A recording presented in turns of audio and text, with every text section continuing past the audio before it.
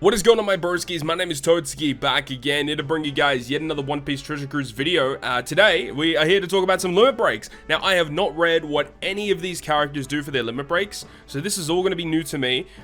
Big shout out to Godot on the One Piece Treasure Cruise subreddit Discord for having the IDs here, so we can easily look them up and discuss them for you guys. Also, there should be timestamps down below in the video description and on the timeline of the video, so you can go ahead and, skip to a specific character you want me to talk about. But let's get started. Now, this list is a lot longer than the previous couple of batches that we've had of the limit break expansions. So first thing is first, let's start off with the Sugo-Fest exclusives, and we're just going to work down this list. So our first one here is going to be Podcast D Ace, or Stronghold Ace, with his Super Evolution, of course, and for some reason the internet is taking a very long time to load up these artworks. But either way, let's have a look at his support effect, which is let's have a look. It's for Edward, Nougat, and Marco, which I guess is pretty stock standard.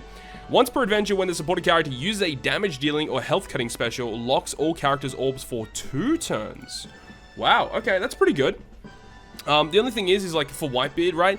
You can't actually use this with like the blue Whitebeard, the blue Sugo-Fest exclusive one, because he doesn't do a damage dealing or a health cutting special.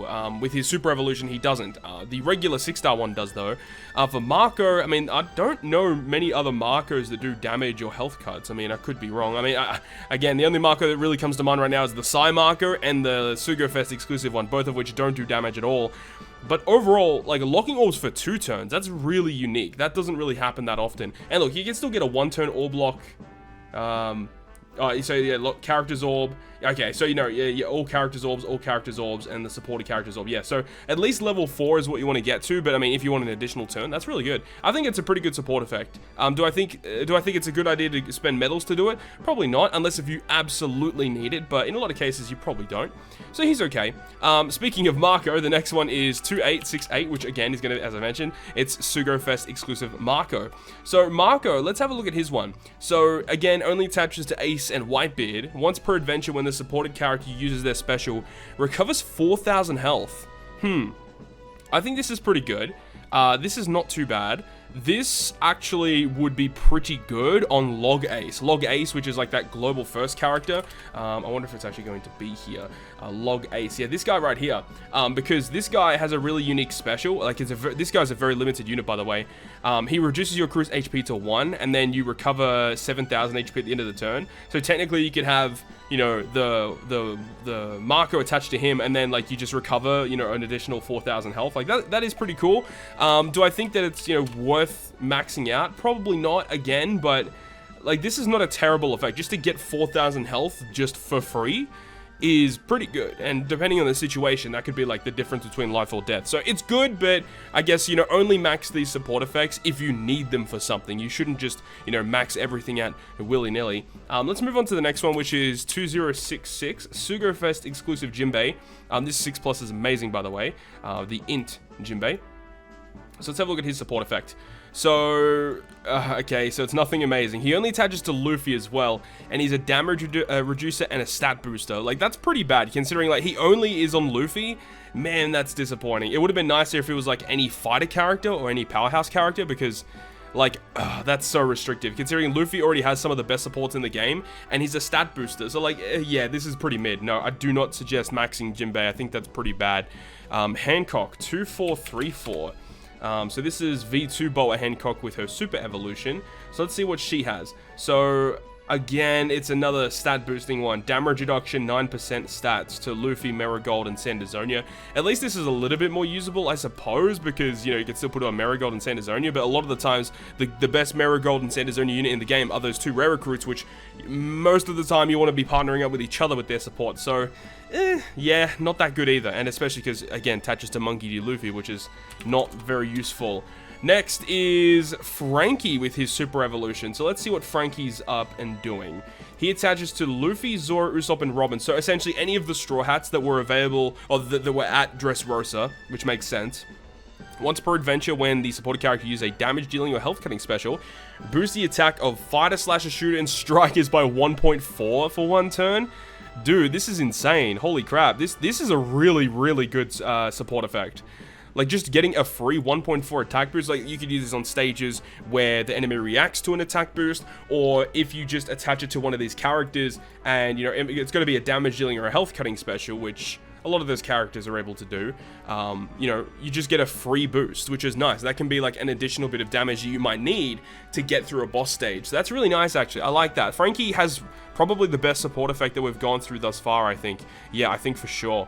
The next one is going to be V2 Akainu 2023. Let's have a look at V2 Akainu. One of my favorite units in the game, but unfortunately nothing too crazy. 15% of his base attack to any int character. If you have a lot of the really good Sugo-Fest exclusive int characters, a lot of them already have amazing stat boosts, like V3 Katakuri and V2 Shanks, just to name a couple of them. I mean, 6+ V1 Mihawk has a great stat boosting one for slashes. So if you have a lot of those other really good int stat boosters, I probably don't suggest maxing this guy out, but it's up to you at the end of the day. I don't think it's really that worth it. And the next one after that is going to be V2 Aokiji, which I assume is going to be a mirror, but for Psy characters instead. No, it's actually completely different. Okay, so he attaches to Garb or Smoker. Once per adventure, when the supported character uses a damage dealing or health cutting special, changes the supported character's orb and adjacent orbs into matching. Actually, one thing I want to check out, does Sugo-Fest exclusive Smoker do damage? Does he do damage? He does. Oh, okay. That's actually pretty interesting. That is very, very interesting. Okay, because, yeah, you could actually attach into the Sugo-Fest exclusive Smoker and just generate matching orbs. That's pretty awesome, actually. It does give, you know, the character's orb and adjacent orbs. So, you know, if you're attaching it to, like, hypothetically, that Smoker, you know, you're only getting, you know, 3 orbs because if he's the captain, but you can still attach this to, like, you know, Legend Garb, for example, who gives the health cut and the 3x chain lock, and then you can just generate matching orbs with it as well.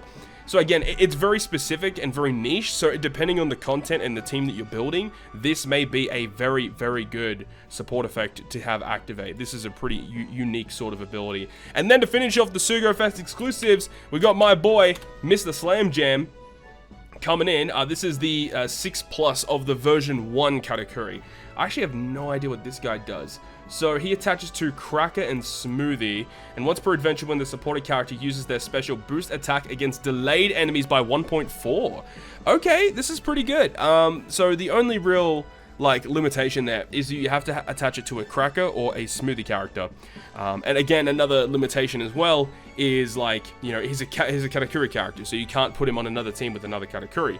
Saying that though, he's a 1.4 conditional attack booster with a support effect, and it launches when the supported character uses their special. So if you've got like a Legend Cracker, for example, or like Smoothie and Oven Treasure Map unit who are an orb booster, or Coliseum Smoothie who's a color affinity booster, you could partner like those specials up with this, and if you have another character on your team that can delay the enemy, you're just getting a free 40% boost on top of everything that you're doing. I like it. I think Katakuri's got a really unique support effect. It's not going to be used every day, but like just getting 1.4 boost is really nice, as long as you have another delayer on your team, of course. I like it. I think it's good. So those are all the Sugo-Fest exclusives. Let's go ahead and move on to the rare recruits. So 257 Rare Recruit Izo, really, really old school unit. Let's have a look and see what Izo does. So, attaches to Ace, Marco, and Whitebeard. Makes sense. Once per adventure, when the supported character uses a damage dealing or health cutting special, changes badly matching orbs into matching. Okay, I mean, again, like a really unique sort of orb manipulation effect. I think it's good. Again, it really does depend on the content that you come up against. And, I mean, look, remember that support effects do not proc enemy interrupts. So, you know, if the enemy does react to orb manipulation and they give you badly matching orbs or something like that, then yeah, you could use something like this to get around that, which is pretty cool. It only changes badly matching orbs though, so it doesn't change block, empty, or anything like that, just the badly matching ones. So it's a little bit restrictive, but at the same time, it's a unique effect that you may want to consider. 316 is Bepo, so yeah, again, another really old school unit. Attaches to Law only. Once per adventure, when you reach the final stage, boosts the color affinity of Striker and Slashes by 1.3. So this is like Raid Zoro, except like, it boosts strikers as well, and, like, you can attach it to, I mean, like, obviously with Raid Zoro, he's a 1.3 color affinity booster on the final stage. He only attaches to striker characters, to slashers, sorry, for Zoro. But now, you got one that attaches to Law that also does it as well, and if you got any strikers on your team, you can get a boost from it as well. I think this is very interesting, very unique. Something that you're not going to use all the time, but I think that this is probably one that you may want to look out for. If you get dupes of this Bepo during any Sugo-Fest, definitely start maxing it out, because that's a really good, really good effect. The next one is 357. Now, I know exactly what this support does, because I was really hoping that we had this a little earlier on when I was trying to do some team building. I can't remember what team I was trying to build. I was trying to clear one of the Garp challenges, and I needed like extra damage on the final stage, and unfortunately on Global, we didn't have it at the time, but this is one that I was really looking forward to. So this old school kid is really good, because again, any strength unit he attaches to, and then when you reach the final stage, you just get a 1.3 color affinity boost to your strength characters. So again, just free damage, really good unit to have. Make sure to start maxing that unit out, he's very good. Rare Recruit X Drake 361. Okay, I actually don't know what this old school Rare Recruit X Drake does. Basil Hawkins, Apu, or you rogue, once per adventure when you use their special, reduce damage taken by 50%. Okay, that's not that great. I do not suggest it. No, we're just going to move past that one. That's pretty mid. 412 is Bartholomew Kuma. Again, another really old school unit. Alright, so attaches to Kizaru or Sentomaru. Once per adventure, when the supported character uses a damage dealing or health cutting special, changes the supported character's orb and adjacent orbs into matching. Again, very similar to the V2 Kuzan that we touched on a little earlier. However, this can attach to Kizaru. I mean, there aren't really too many good Kizarus in the game, and I mean, the same goes for Sentomaru. But it's like, you know, if you are running any of those characters and you end up using one of their specials, you can just generate, like, you know, depending if they're the captain or not, 3 to 4 matching orbs for free is pretty good. So, yeah, it's not too bad. Not something that you're going to use all the time. Rare Recruit Sai Coby, 1316. Okay. So, Coby, this is, yeah, from the original Akainu batch. Okay, let's have a look and see what he does. So, here's one attaches to Garp or Helmeppo. When you get inflicted with attack down or blindness, reduce attack down and blindness by 3 turns? Yo, hold up. Yeah, this Kobe's good as. Holy crap, dude. Just 3-turn removal of blindness and attack down. This is insane. Obviously, the big downfall there is that he only attaches to Garp and Helmeppo. I mean, Helmeppo does not have that many good units in the game. Garp, again, not really many. I mean, the only other good Garps in the game that I can think of off the top of my head are like Legend Garp and like Invasion Garp. Those are the only 2 ones that see predominant play, I would say. Huh, interesting. Okay, I like it. I like it. This is a good effect. This is also one that you may want to consider maxing out if you do need it. So, I like it. That Kobe's very good. So, 1368 is the next one, which is an old school Sanji. This is from, like, around the time of Timeskip Luffy and version 1 Zoro release.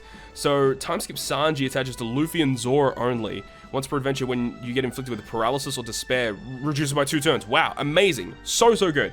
It does attach to Luffy, so it's kind of like a semi-version of Rayleigh, version 1 Rayleigh support, but it just gets rid of despair or paralysis. So that's really good, because, you know, sometimes when you run the Corazon support, like, maybe later on down the fight, you only want to get rid of despair, or you only want to get rid of paralysis, sorry, right?